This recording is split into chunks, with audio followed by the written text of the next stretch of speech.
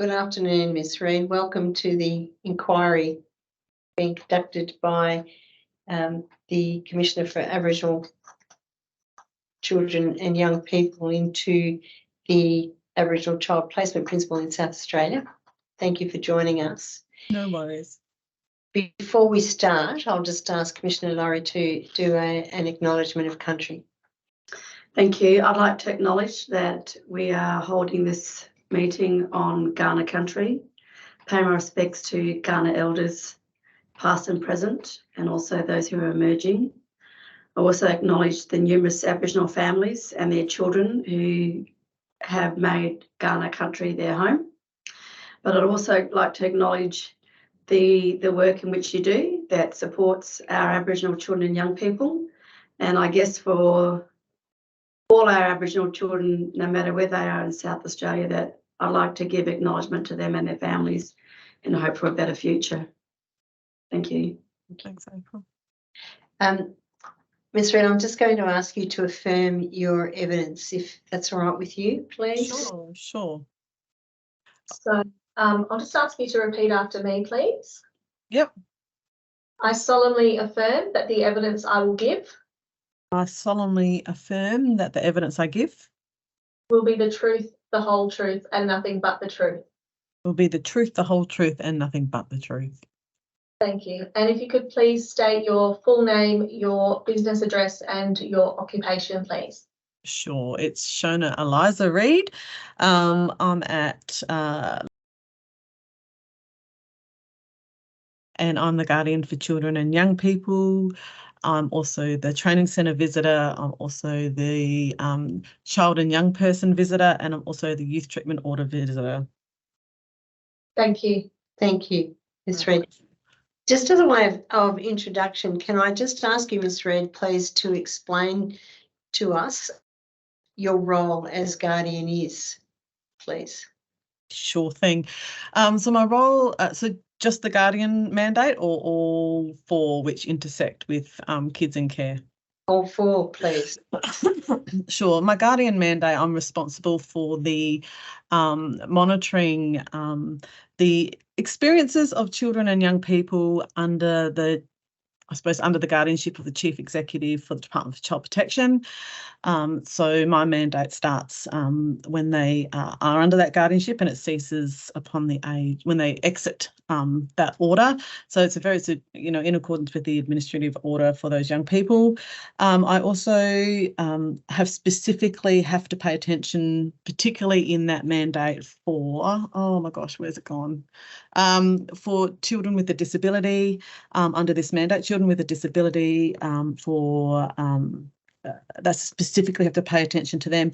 And if you give me 2 seconds, there's another specific functions I've got with regards to these young people. Here it is, and children who are sexually abused in care.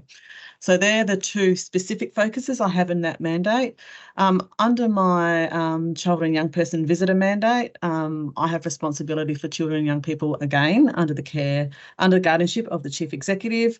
They are only in residential care settings, so that mandate specifically relates to residential care settings, and I have specific responsibility to monitor or pay particular attention to children and young people with a disability and children and young people and Aboriginal children and young people. So that mandate is exclusively for residential care and children in that setting.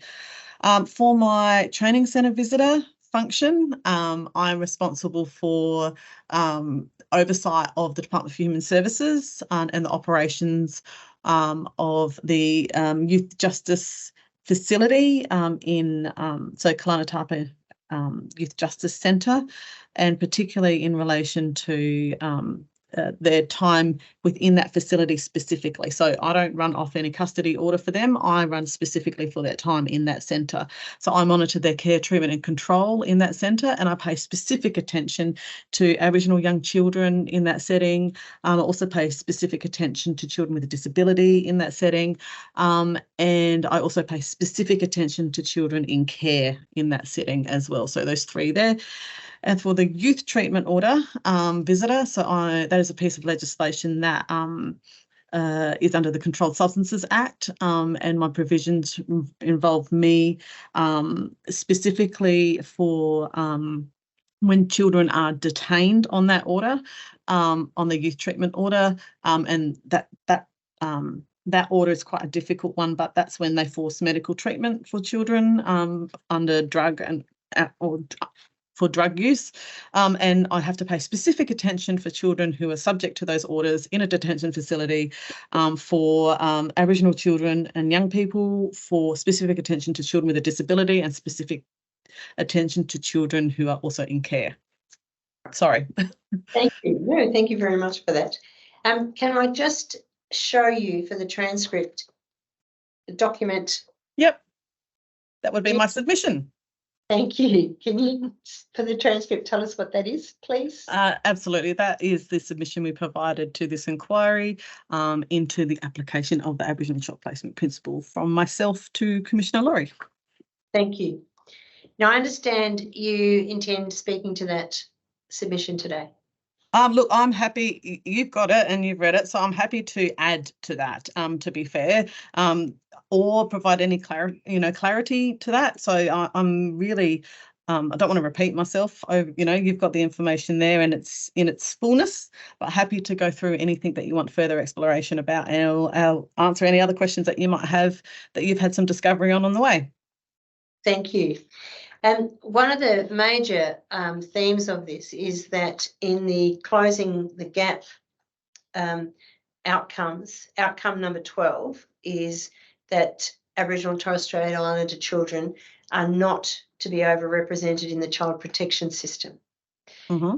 I ask you to speak from your experience as in your role as guardian in this state of how this state is going in terms of meeting that outcome. So I think in general we've been quite narrow in our use or engagement in the closing the gap theme. Traditionally, people go to Target 12 with regards to overrepresentation of children in out-of-home care. And yes, we need to pay attention to that. It is increasing in this state. More children are coming into DCP's care, and it's not slowing down, particularly in the residential care space is one that I'm paying particular attention to. What I think is important to think about in the fullness of closing the gap is that that's not the only target that I think we should be paying attention to with regards to children in care. I worry about when they're in care, how they access the fullness of their rights to education, how they access the fullness to their rights in healthcare, how they access. So closing the gap needs to also drill down into those other target areas in the context of them being in out-of-home care. And I think that is an overlooked feature that I'm hoping is addressed going forward. And I know that that's what I'm hoping to pay attention to with the resources I have, is to keep challenging that this is just about out-of-home care. It's not. It's about their well-being in care. And ultimately, that's what closing the gap is about, right? It's about us wanting to ensure that our children have the best possible opportunities in life and have access to everything they need. And being in care was supposed to, the whole philosophy around not being in your nuclear family and being in either an extended family arrangement or a out-of-home arrangement is that you will achieve that fullness.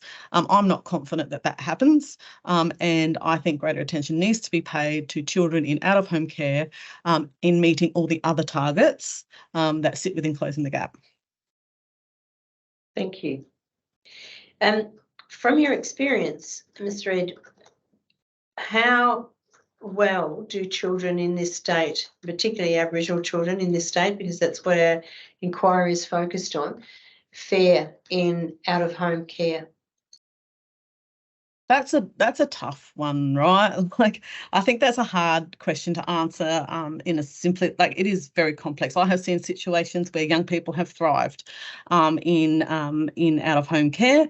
I've seen them thrive in kinship care. Absolutely. We know outcomes, for me, I've observed children's outcomes and wellbeing outcomes thrive in kinship care arrangements and kinship care arrangements that are supported. That is especially the case. I have seen children thrive in community-based placements. I have seen children thrive in non-Aboriginal placements as well, not to the same extent as I believe kinship care, but I have seen that, and it is about the investment that's placed in those placements. What I can say is when children have when culture is seen as a protective factor, when it is seen as a strength-based factor, children thrive more so. And I am a huge advocate for, not just personally, but I can see it in the cases that I work with, that culture is an integral part of children growing well, and children not only growing well, but also reconciling the narrative that they have about why they're in care and how they are, I suppose, nurtured within their cultural setting for as a tool for them growing and living well as they exit care as well. So it is a fundamental piece for Aboriginal children to exit care well, to have access to culture, knowledge of culture, so they can take that into their adulthood. I don't know if I went off topic. No, not at all. Thank you. Can I just take you back? You said, sorry, I might have noted myself. The best opportunities are when there's investment placed in the placements. Can you just elaborate on what that investment is that you're talking about? Sure. So I think around making sure, so investment is obviously there's a financial investment that helps sustain the material needs for children, young people and families. Absolutely. So that's something that, when that is there, it makes the opportunity to sustain placements easier. I think the other investments are in, for instance, where there are needs for children and those needs are provided. Example, disability needs. We know that there is, it's already hard enough to track the disability numbers, that these are not well kept numbers because it's difficult. You can't measure numbers just off of NDIS plans. Sometimes disabilities are unnoticed or go unnoticed for extended periods of time. So I can't give numbers on disabilities. But when we identify disability needs for children and young people, or Aboriginal children, young people in care, one of the things that I can see is when those services or those disability needs are met, children start achieving, and those placements are much more stable. Their well-being is much better in those placements. Now, the issue or the worry I have is that accessibility to disability services is something that is underwhelming. And I especially worry for our regional and remote areas where they are particularly vulnerable to fly-in, fly-out services that are not consistent, that often, I suppose, leave families and children without the services they would have if they were in metropolitan areas, and that's not okay. And I think that when investment's just not about money, it's also about the human beings to do the job.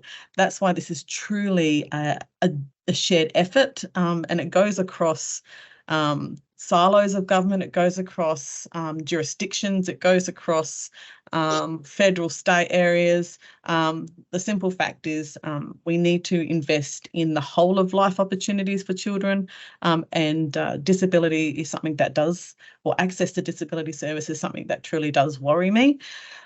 Investment in other things like relationships. So when we invest in family relationships, and I'm talking about, when you're in care, one of the top 3 calls to my call line coming into my office is around sibling contact. So most often children of the top 3, especially even in this quarter, I think I'll just say this quarter is the July to September quarter. 40% of my inquiries into this call line, particularly related to First Nations children and young people, and the third highest issue that they wanted to talk about was sibling and family contact. Now, I think a big area for improvement and investment is the capacity to keep family relationships there for children. Even if they're in kinship placements, we can't assume that those contact arrangements are happening, or we can't sit here and make assumptions around whether they're, it may be one family they're having contact, not the other. Now, one, it's really important because it helps build the narrative for that young person and that child around why they're in care. They then also get to connect with other young people that have lived through similar situations as themselves. So it helps support them in their healing, and also sharing a narrative together is a very healthy thing to do for kids, and being able to have someone who understands your situation.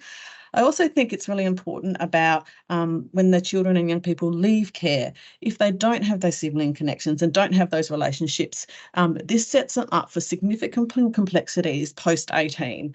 And that's where we see children trying to reconnect or re-enter families that they haven't had contact with for many years, and that makes it very difficult, not just for that young person singularly, but that family collective. And I think we need to invest in, not just for the time, invest in a way that just doesn't think about 0 to 18. We need to invest in the children's experiences during that time, because what we do then will impact when they're 18, 25, 35 and 60. We don't ever have a projection around what we do when they're 5 and how that's going to affect them when they're 80. And I think that's a really important piece that we don't actually consider in our care and investment.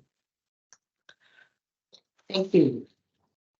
And from your dealings with Aboriginal children in care, what's your experience of family scoping and how effective that's being done within the department? Sure. I understand and have been reported that there is a family scoping unit within Department for Child Protection. I have, I obviously, am supportive of any efforts that look at scoping family, because that's critical in being able to support children in whatever care arrangement they will go into, and whether from an investment or a practical level. One of my concerns that was raised with me last year, my first tenure, was that scoping for family wasn't happening for children and young people that were in care for some time. So it was one of these one of the conversations I had was that they were looking to doing scoping for children who are newly under new orders into the department, so they could find them for their first placement. So that was certainly something that was a conversation that I'd had between the DCP executive and myself, was around, is that appropriate? Because I'm also a fan of and an advocate for, if we're able to return children to family, then we should be exploring that. So I did query why that was be. It was advised to me that they were, yes, that was the case, but they were relying on children's caseworkers and that local area who knew their community best to do that informal, oh, your lights went out, there we go, to do that informal family scoping outside of, as part of their general practice, not as a concerted effort at the start of an order. I am not so convinced that's the best way to go. I would think it should be done regularly. We should be looking and evaluating and scoping family all the time. It should be something that is part of everyday practice, not as an administrative process for a particular order. It is something because it's not just about finding people to place kids with or to place young people, children with. It is also about that investment piece, and that's what we do as families that aren't in care, right? We meet new family all the time. We're constantly on the lookout for who else is in our family network that we can bring into and embrace and learn from. That's a part of what we are in the general community. Is we're constantly searching for family and collecting family members, which is actually a beautiful cultural thing that we do.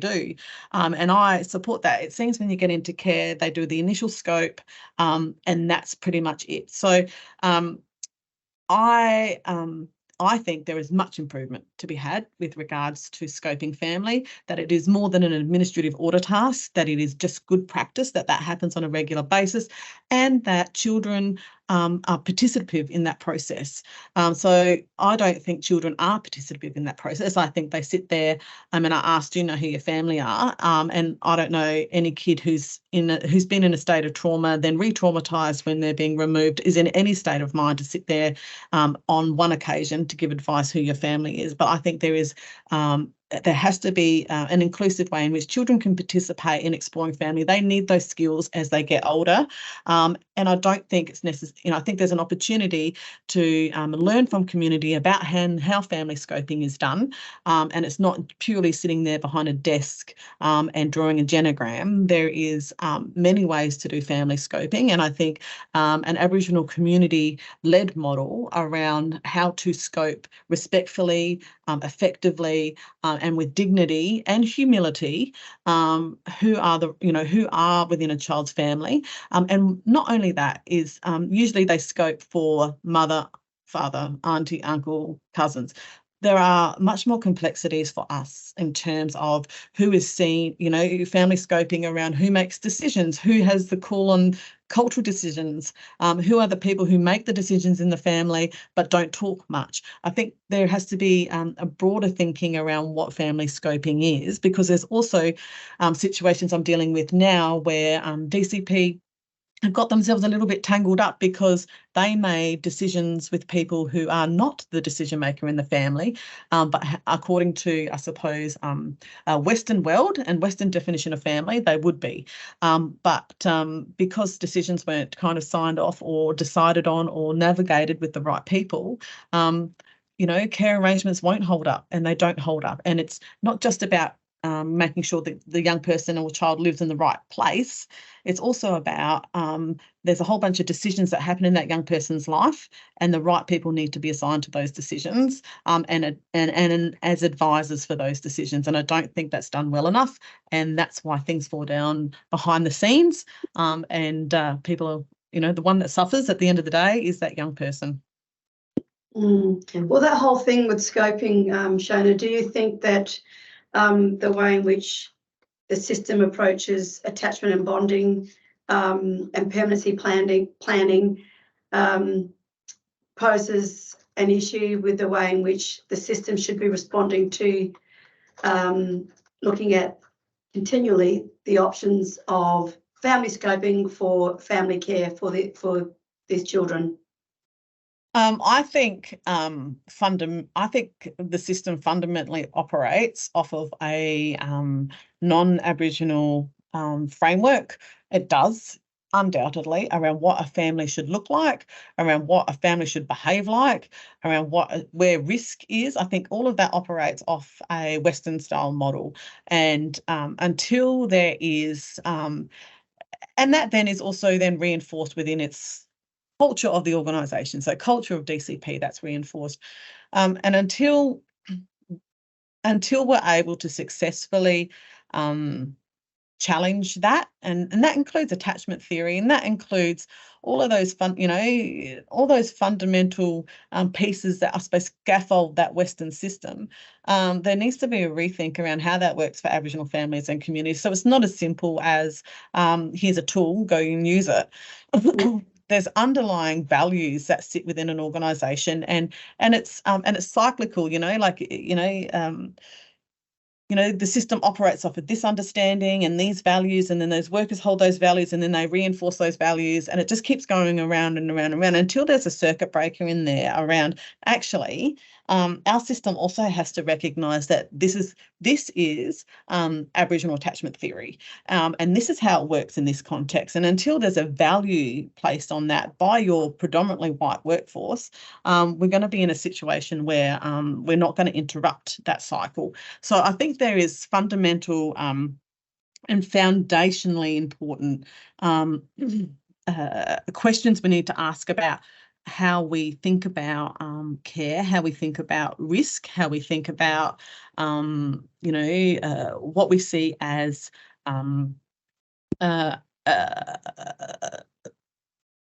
how when we get involved into a family's life and where are our baselines on that, so all thresholds, I suppose. Yeah.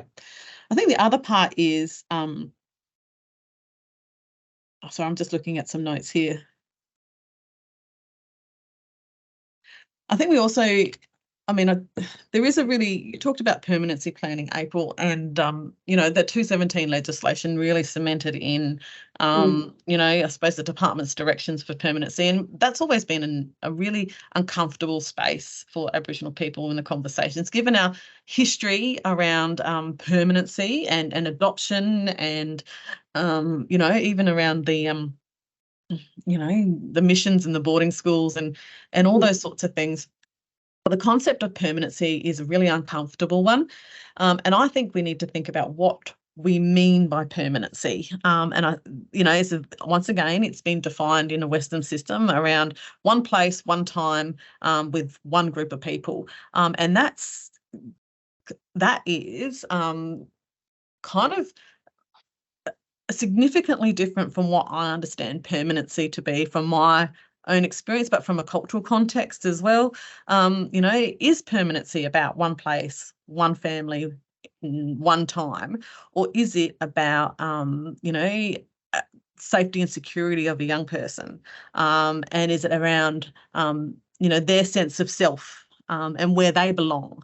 I think they're very, conceptually, I think there's a difference between communities' understanding around, or Aboriginal definition around what permanency might be, to a non-Aboriginal definition around what permanency might be. I haven't got any theories on that, but I just, from my experience and from the way children talk to us, and the narrative they have with us, and being in the sector for a long time, I think there's some questions and exploration that might need to happen around that.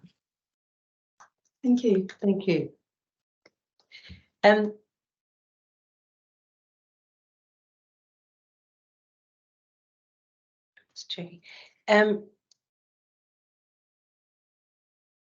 terms of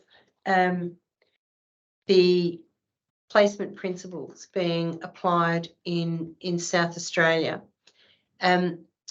your visiting role is really only when children are in residential care, isn't it? So that's under that mandate. I have the right to go into to visit residential care facilities. However, under my guardianship mandate, if a young person wants to meet with us, we have the capacity to go and meet with them wherever they may well be and talk with them and collect their views. We often do that, but it's usually McDonald's and it's usually in a park. It's certainly not, I don't have right of entry or anything like that, no. Yep. With respect to residential care, yep, it's the case that children, in particular Aboriginal children placed into the residential care facilities in this state, don't fare as well as the children you would see in kinship care placements and in a more family-oriented placement. Sure, I think I touched on that in our report. Absolutely, there's some numbers in there I think give an indication around well-being. Look, I think overall, from all perspective, I think the general rule is children fare better in family type placements. Like that is, you know, residential care, you know, from my observations and from what I see and what I do, there is a need, I have to say. I do concede there is a need for residential care facilities in this sector. I think they need to be reserved for very specific reasons. There are instances where a family-based option is not available, whether that be through disability needs or whether there are highly intensive needs for young people that cannot be catered for in a family-based environment.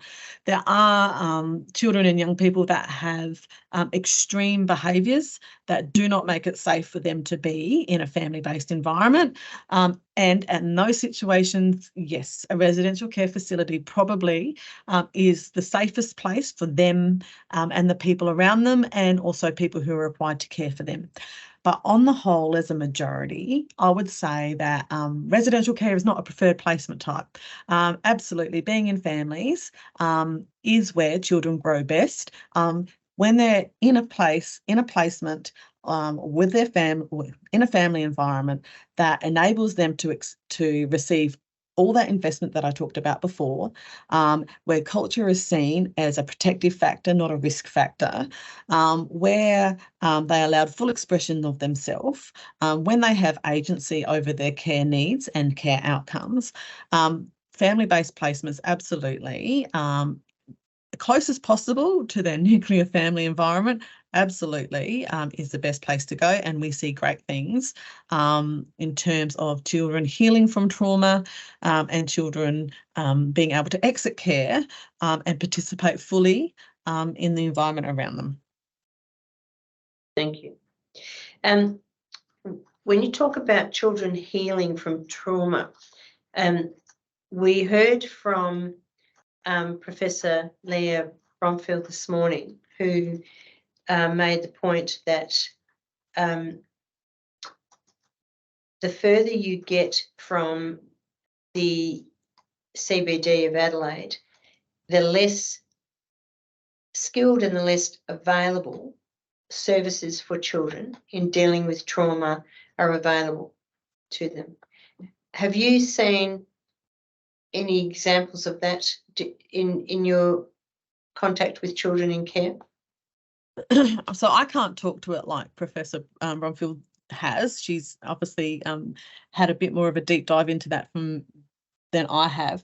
But what I can say is when we have working with children in regional remote areas and children in metropolitan areas, there is a consistent narrative that there are less accessible services and less reliable services to children and young people who need them. That's whether that's disability, whether that's therapeutic, whether that's trauma recovery, even medical services.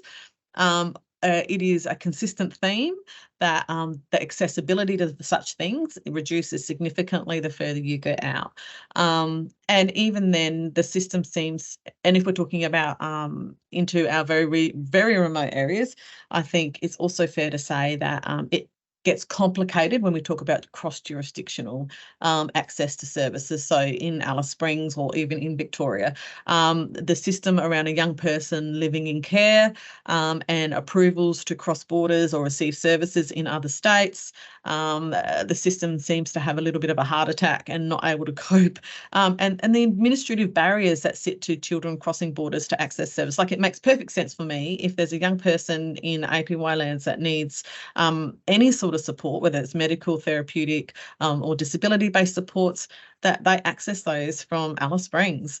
Yet it is invariably administratively difficult to enable that to happen as simple as we would as parents, and we'd just drive across the border and book them in and get some services and drive home again. That seems to be a difficult thing to do when the state is the responsible guardian. And I think we need to start think about children's, instead of thinking about how to best meet the system's interests, we need to think about how we meet those children's interests above all. Thank you.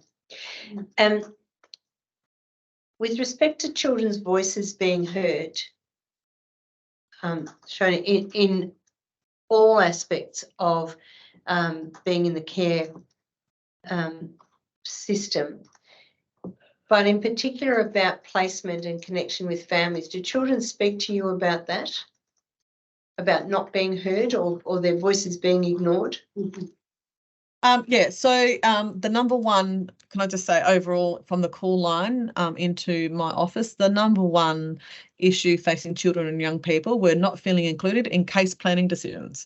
So that is the primary calling factor into my office, and what they're wanting is for them to be a part of their bigger case, their case directions, absolutely, their bigger stuff. So case directions, placements, who to have contact with, they want those decisions, but then also the little stuff. So little stuff like, you know, they want to be able to have a lunch order at school, or they're wanting to not buy their, you know, to go and buy clothes from a place other than Big W.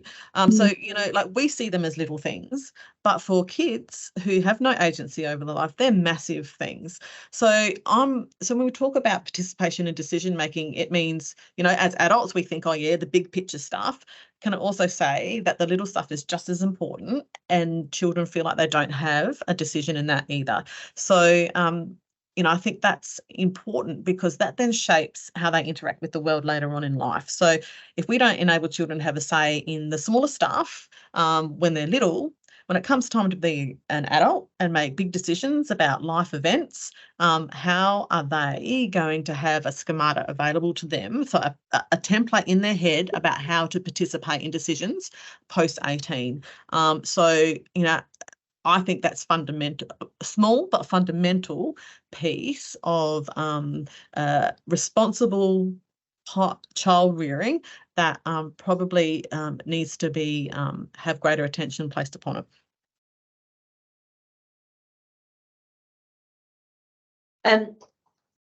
Does that also extend to their experience of the court making decisions about them? So I don't get involved. I'm not involved in the court process, so I probably can't comment on that. Right. Okay. Thank you.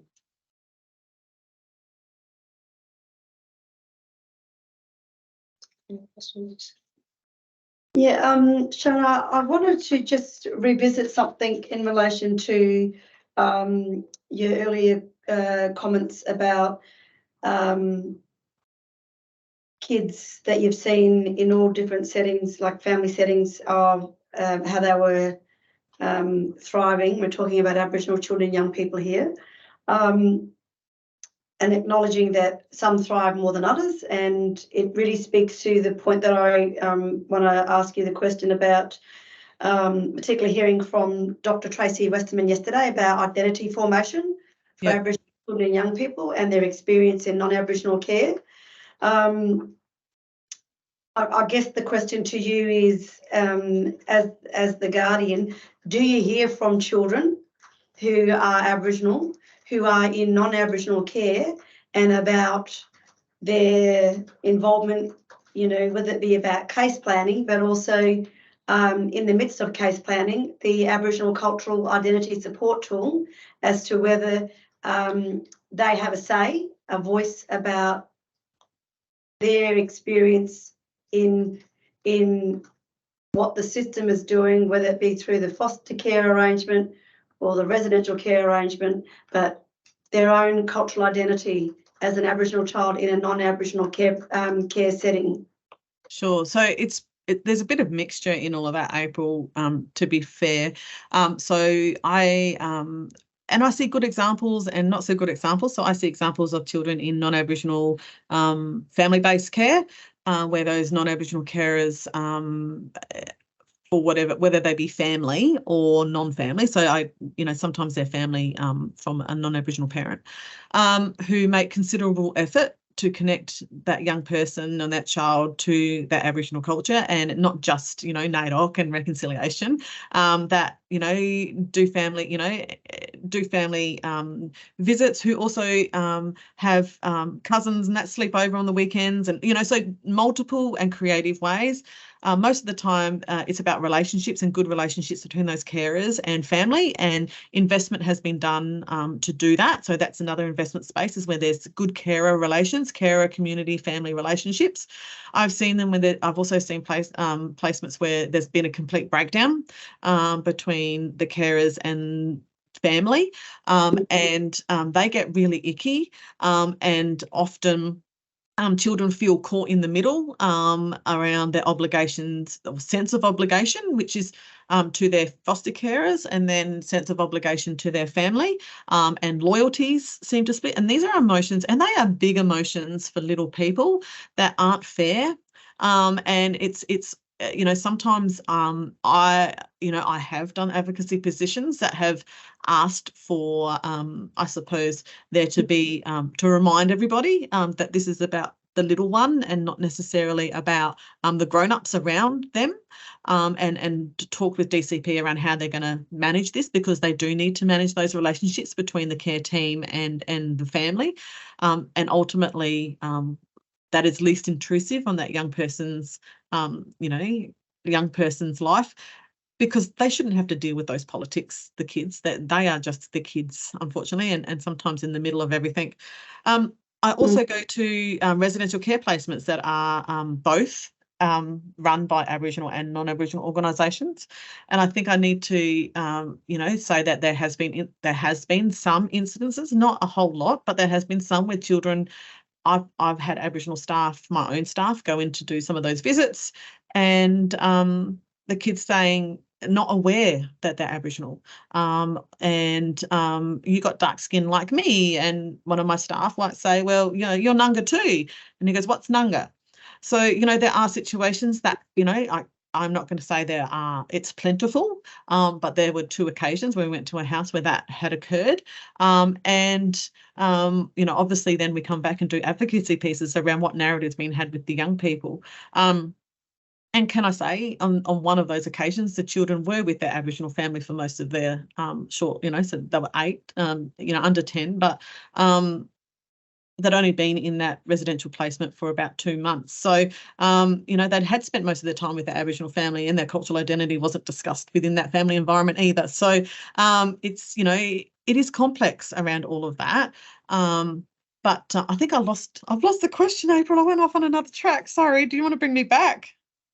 No, I think you're doing fine, Shona. It's related to the experience for our Aboriginal cultural identity. That's right. It was around cultural. Tracy Westerman's. I think the other bit is when the older. I see it sometimes too, because one of the things we haven't touched on here is the kids in the Youth Justice Centre, and sometimes I see them in there, and then I see them again in residential care facilities, mostly because they're not necessarily.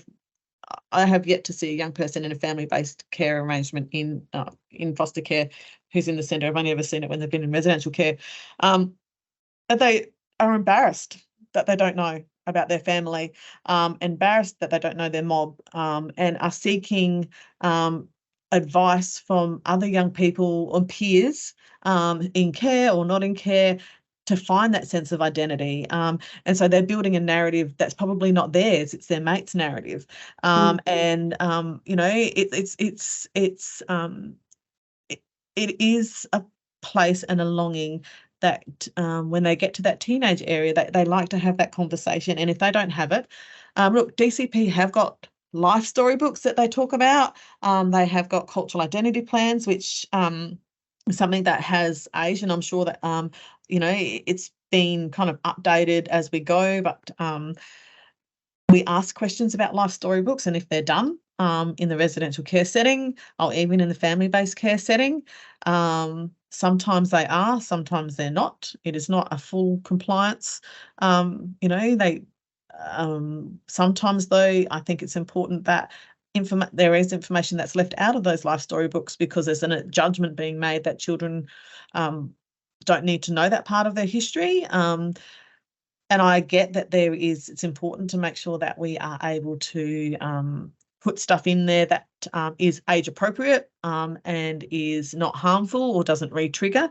But there's a balance with that as well, because if you don't have it in there, the young people are going to get their own narrative out of that. Yeah. And you would be surprised that there is the fourth top reason in this last quarter as to why children are calling my office is because children and young people want to know why they can't live with their birth family. So clearly the conversations, if the fourth top reason people are calling my office is because they don't understand the circumstances in which they entered care, clearly there is an opportunity to look at how we have those conversations, who has those conversations, and how we're able to build that understanding for them, because that is an integral part of healing from trauma. And children have been traumatized. If they're coming through this system, there has been something that has happened in their past that is hurtful, and they do need help to heal from that. And if they don't have a story to attach to that, that healing is going to be very difficult. Thank you very much for that. From your involvement with children, do children themselves see that removal just as itself is traumatic? Look, I don't particularly explicitly explore that removal moment because my focus is absolutely about their time in care. There is, when children do reflective pieces with us and talk to us reflectively, look, I think you'd be surprised that a number of children are grateful that they're not in the environment they were before, because there are a significant number of children that do reflective pieces around, I'm really glad I'm not in that environment. This environment still sucks, but I'm really glad I'm not there because that hurt, that was painful for me, or that was they really did bad things to me, is often a reflective narrative. There's also the other narratives, like I said, I don't know why I was removed. I have no idea. All I know is that I was at school one day and I'd come from mum's house, and then the next day, that same day I got picked up and I haven't seen mum since. So there is, there is a great varied pieces of reflection around children's removal experience. I don't explicitly explore that unless it's something that children talk about in a reflective piece. Yeah, it is a tricky one and it is varied. Shona, is there anybody who does explore that with children in a way of trauma counselling and trauma management for them? That is absolutely something in the DCP world around any therapy that's provided to children after. I think a good place to talk with someone about that is the at the courts, around the child advocates at the courts. They're often there when all this happens, and they do referrals on to support services with their expertise as well. So there may be an opportunity to speak to some social workers or some child advocates in the youth court around that.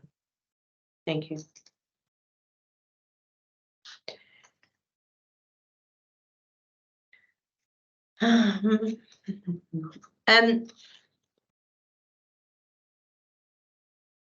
One of the aspects of the child placement principles and the closing the gap is moving towards self-determination for Indigenous people. Mm-hmm. In terms of where the department is operating in this state now, do you have a view about where it is on that scale, whether there is any movement towards assisting and encouraging and creating an environment for self-determination by delegation of authority for care of Indigenous children in South Australia? So theoretically, my understanding is that delegation authority is being explored in the, I'm hoping that it's explored. There's I think it came out in some of the discussion paper for the new Child Protection Act around the delegation of authority being explored in there. I still think it's under the terms of this current system. So I, in terms what I'm trying to say is I think when we're setting up things like this, we need to be mindful that it's being set up under a structure that doesn't necessarily is not fully convinced that delegated authority is the way to go in the first place. So I'm not necessarily sure that the scaffolds that need to be established to support delegated authority are in place or are being established. And by scaffolds, I mean the values in which delegated authority is there. I think lots of different people have different understandings and meanings around what delegated authority is based off different models across Australia and internationally. I think South Australia needs to define that, but I think they need to define that with the people that best understand what the intent of delegated authority is. And I also believe, so I think whilst I see it being potentially in the new bill coming forward, which I'm pretty confident it probably is, I don't know if it has been born into a system that's ready for it or truly understands what it is. So yeah, I think that's probably the best I can do with that.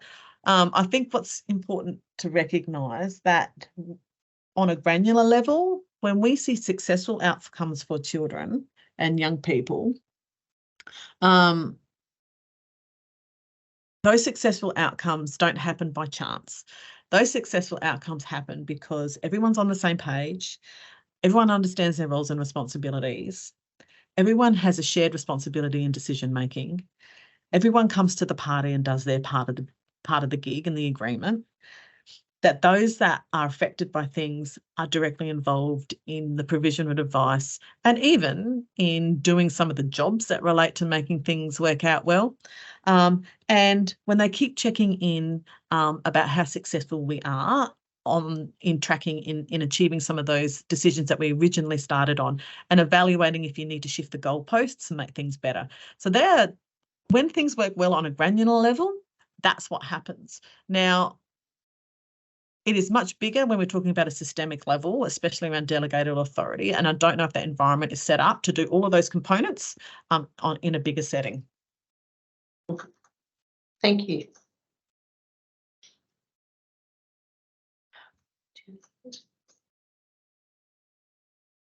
Not yet.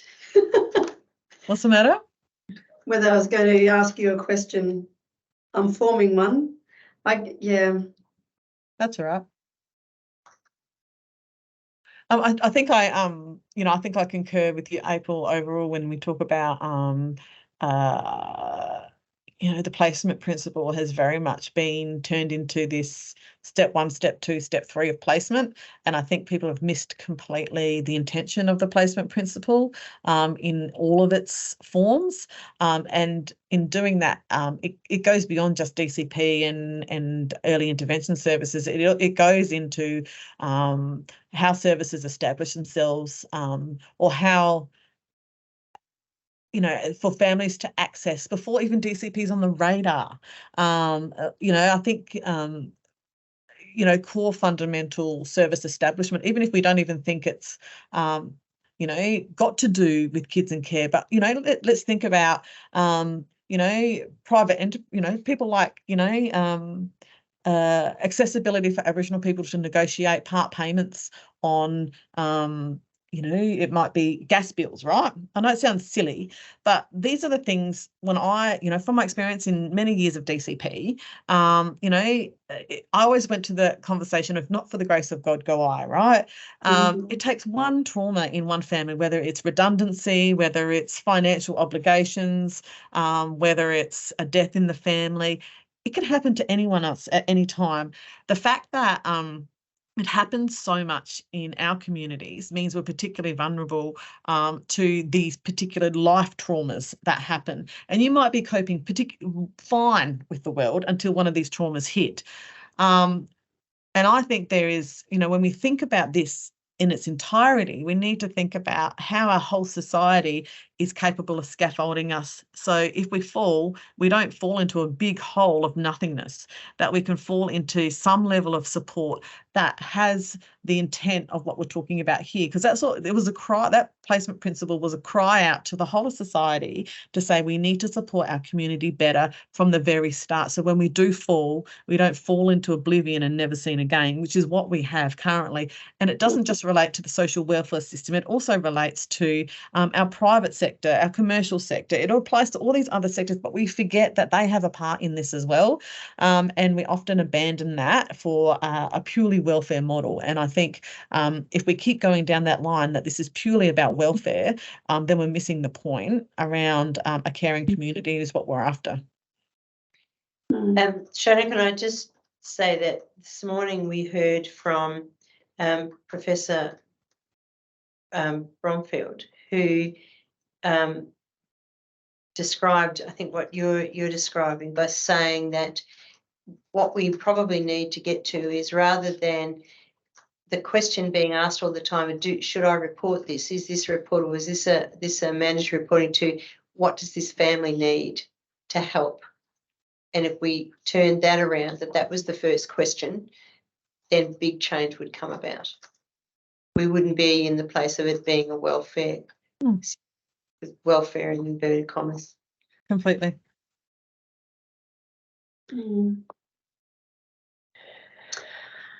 I do have that question because I've been trying to shape it, because it was probably when you were talking about, the fourth, fourth on your list about why. Yeah. The reasons why kids ring up, one is about why can't they live with their birth family? Yeah. And I guess it is the point that I wanted to make about the Better Start data analysis, revealing that there are a significant number of children who have been removed, who are for reasons to do with poverty, homelessness, substance misuse, domestic violence, and that's the majority, although there are other reasons. And while there has been, a call for a system that should respond to harm, that's why we have a child protection system. But there's also a lot of kids that talk about the harm the system does to them. Yeah. So my question to you is, for a system that is supposed to give better than what the child or the children came from, yep, what is it that the system that needs to do? Like, what does it need to do in your mind, in the role that you have when you're on children, young people? What does it need to do better? April, I can write a thesis on this. You all can. I know, right? So one of the things that I have spoken endlessly about is that when the state takes a child into care, oh, hang on, let me go back a second. When people say why can't they live with their birth families? There's two prongs to that. One is, I was fine at home. Why did you take me? So why can't I live with my birth family? The other is, I'm worse off in care. I might as well have stayed at home, even though I still didn't feel safe at home. So there's two kind of prongs to that, right? Yep. So, and that's why I smiled when you were asking the question, because it kind of go, oh, should I clarify that point for you guys? So I have had this consistent narrative from the start of my tenure, and I'm actually activating it a bit more in this financial year coming. So you'll see it in my next annual report that as soon as, when the state takes a child into care, the whole state is responsible for their care. So all its service functions should then be responsible for their care. And can I say I'm also running the narrative and beyond their order. So as parents, we are responsible for our children forever. We have a sense of obligation to them. We have provided for them, we have shaped them, we have, as a parent, invested in them and their contributions to our community as we go forward. That's kind of like the evolution of families, right, and community. The state is has that same responsibility when they take a child into care. That is their job. They are the richest parent of us all. So I truly believe that I am not seeing that come to its fullness in this current time, that there is this sense of diffusion of responsibility. If a child is under the care of chief executive, it's a chief executive's an attitude that it's a chief executive's responsibility to do everything. And I think that system, that attitude doesn't work. We need all of the state's resources and in all its glory to be there for children. So if a child is in state care, then I expect the education department to stand up and say, we will pick up this load. This is our responsibility. And they then contribute significantly to ensuring that child's experience in education is one that is adds value to their life, does not devalue them and does not cause further harm to them, which I can't say confidently happens 100% of the time. The same with the health system, the same with dental, the same with, anything that sits out there around the state's responsibility. I think there needs to be greater account. And I plan to, as Guardian, to call account to the other state governments in South Australia as to how the extent in which they respond to children in care, and obviously paying particular attention to the children that I have to pay particular attention to. So coming up after this annual reporting season, like what we're in right now, I have already signalled to the Minister for Child Protection that I'll be requesting a whole bunch of information from state government departments around the intersection with children and care, and how often and what is their investment, fiscal and resource-wise, other resources to children and young people in these situations. So that is something they have not done before, and I anticipate there will be great difficulty in getting that information, but I can start that this year and then get what I can, and then hopefully they'll be used to me antagonising enough that they'll get themselves into order. So in terms of big scale, I think there's great improvement in that space. I also think there's for children in care, I always go back to this, but it is so important. I don't doubt the heart of any worker.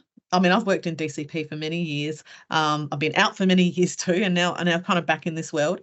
I don't doubt the heart of anyone that wants to work with children and young people in care. They all have a heart to make sure that they are, there's something that attracts people to this job, and having the heart to do it is there.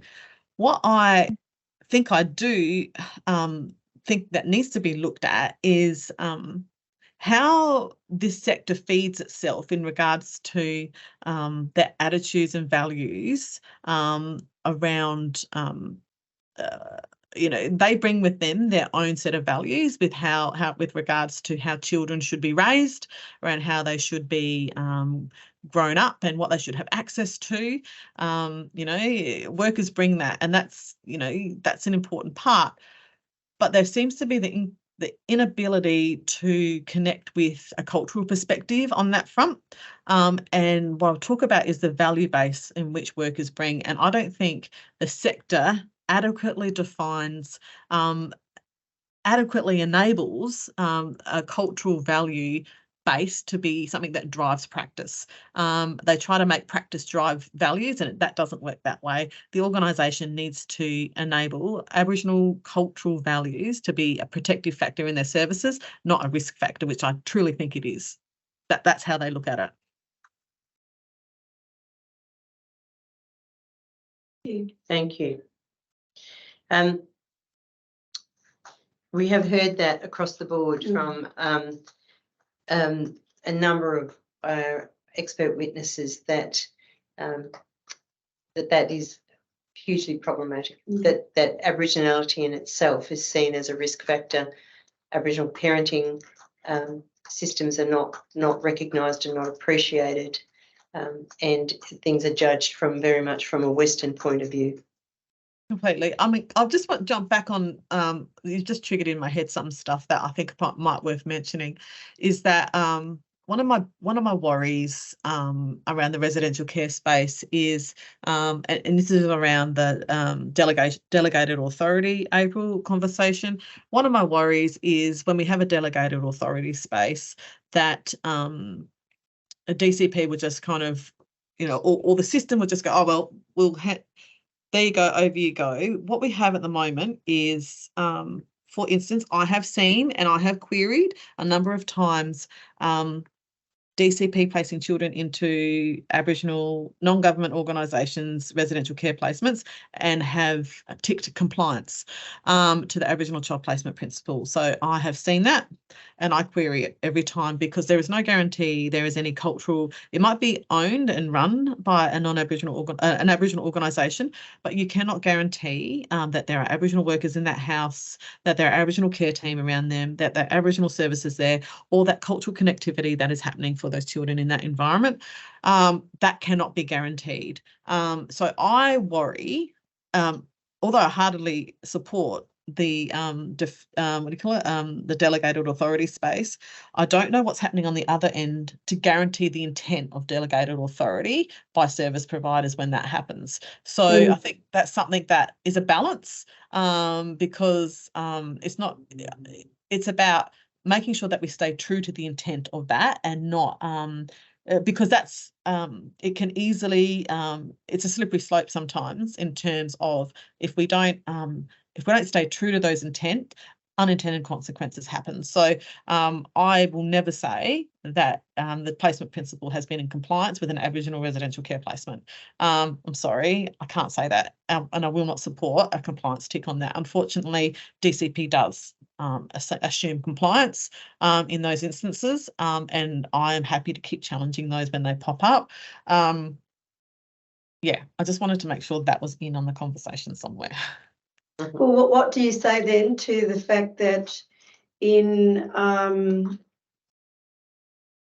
practice and through one of the policies, which is in relation to the guidelines for the Aboriginal and Torres Strait Islander child placement principle with regard to the placement hierarchy, that going through the hierarchy, the last aspect is if you can't satisfy family, you can't satisfy community, culture group, then a non-Aboriginal placement.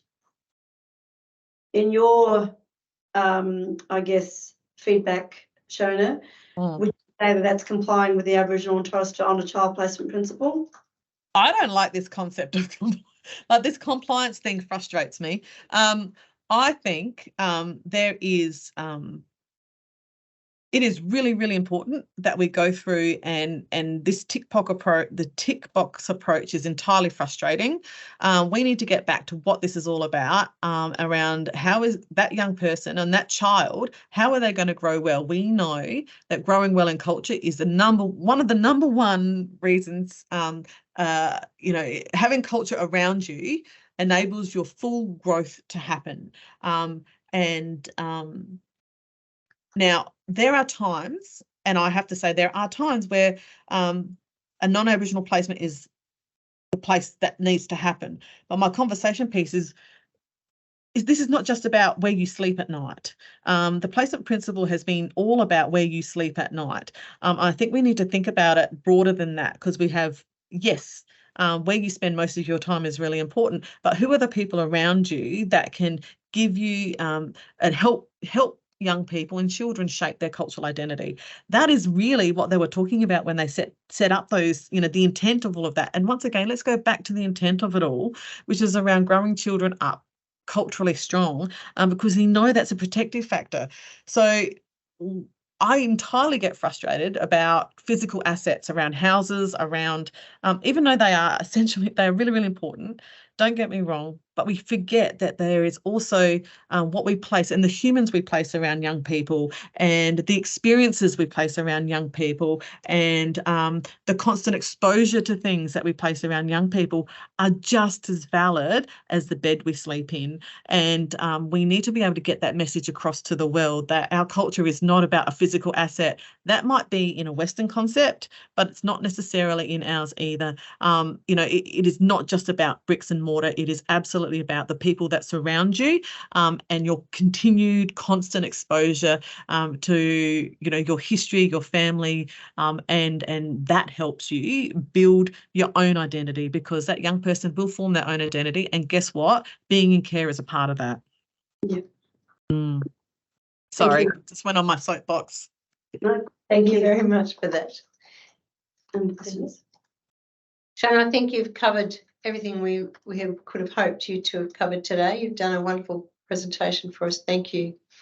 And reading it in conjunction with your submission, which has been fantastic. Thank you very much.